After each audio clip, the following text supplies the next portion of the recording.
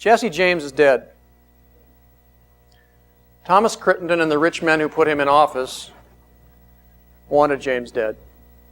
Not captured, not even tried and convicted of crime, but dead. So they hired an assassin to kill him. The railroads put up the money. Crittenden promised and delivered a pardon for the murder. The evidence in this case really doesn't admit of any other interpretation. So Thomas Crittenden's guilt, in the words of your instructions, of aiding or encouraging Robert Ford to kill Jesse James is crystal clear. The defense in this case, the real defense, is that Jesse James was a bad man and he needed killing. And that Governor Crittenden deserves not punishment but a hearty round of civic congratulation for arranging the murder. So let's think about the real defense for a bit. Now, Jesse James may have been a bad man. I don't know. Some people say he was a bad man, the baddest who ever was. Some people say he was just a fellow who never quite got past being on the losing side of the late war. So I don't know. What I do know is that in this great and free country, we have a process for deciding who is a bad man and who is not. Who needs killing and who doesn't. This is that process. You are that process. Jesse James, to the day of his death, whatever he may have done, never faced a jury and was never convicted of any crime. So he was done to death, not by the majestic, terrible democracy of an American jury, but by the secret schemes of one vain, ambitious politician and the plutocrats who own him. Now, if you are among those who think that Jesse James was a very bad man and he needed killing, you may be tempted to say, with the governor, in the governor's own words, that the ends justify the means. But I want you to think carefully before you yield to that temptation. What Thomas Crittenden is saying when he says that the ends justify the means is not that the people of Missouri, acting openly through their freely chosen representatives, will decide what ends to seek and what means to employ. To the contrary, he is claiming the right alone to decide both means and ends, to decide who is guilty and innocent, who lives and who dies. He is saying that whenever he is impatient with the pace of the law, or fearful that the law will perhaps not produce the results that he and his cronies would prefer, that he may strip the cloak of the law's protection from his enemies and send his jackals for their blood. He is saying that the law places no limits on his power. Now, there may be times when the fabric of a community is so threatened by external forces or so rent by internal violence and disorder that the executive authority may be justified in taking measures that are not strictly legal to restore the peace, without which law is itself impossible. Our beloved Missouri, in common with the rest of the United States, passed through such a time 15 years ago. But look about you. We are at peace. Armies do not rage through our cities or across our fields. Instead, in town and in country, peaceful commerce holds sway. Uninterrupted or interrupted from time to time, surely, by the crimes that are inevitable in human society.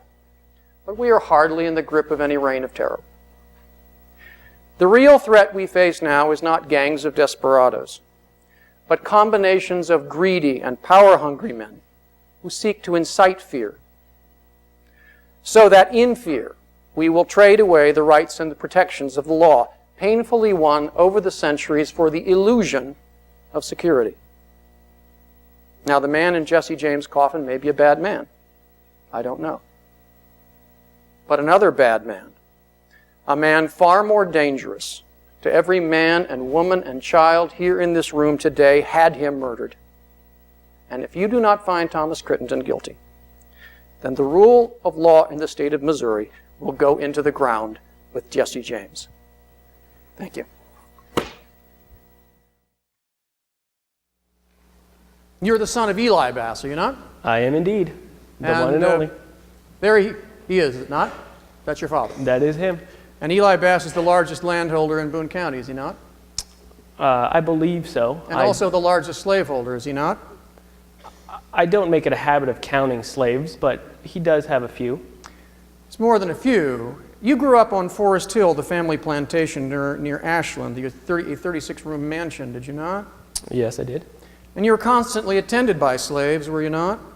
We had slaves there. And in fact, your family prosperity and your own personal future prospects depend on slavery, do they not? Depend on slavery? What exactly do you mean by that? In order to maintain the luxurious, lazy lifestyle which you currently enjoy, you need your family to keep slaves to work for you in the fields and to serve you in the home. Any further clarification required? Need? I don't know. We are entitled to. It is our right. We'll talk about that in a moment. Now, you attend college at the State University here in Columbia, do you not? That I do. And the president of the State University is one James Shannon, is it not? It is. And is that Mr. Shannon? Yes, it is. All right. And Mr. Shannon is a Disciples of Christ preacher, is he not? He is. He's who a Christian preaches man. Powerful pro-slavery sermons. He does. Which I'm sure you have heard. Objection, Your Honor. There is no relevance to these men of Boone County. This lieutenant is here to testify about arresting John Brown, not the men who live in this good county.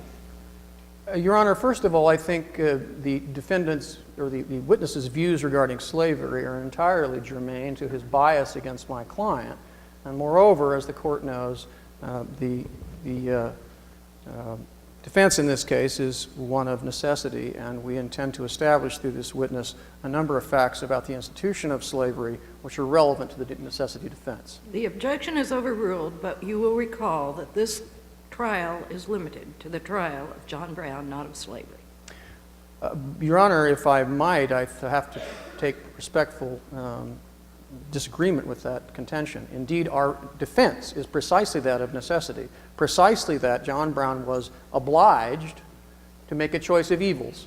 And a good portion of the defense in this case is that one of the evils against which he was faced was that of slavery. The objection was overruled. You may proceed. Thank you, Your Honor. But make sure it's relevant to this witness.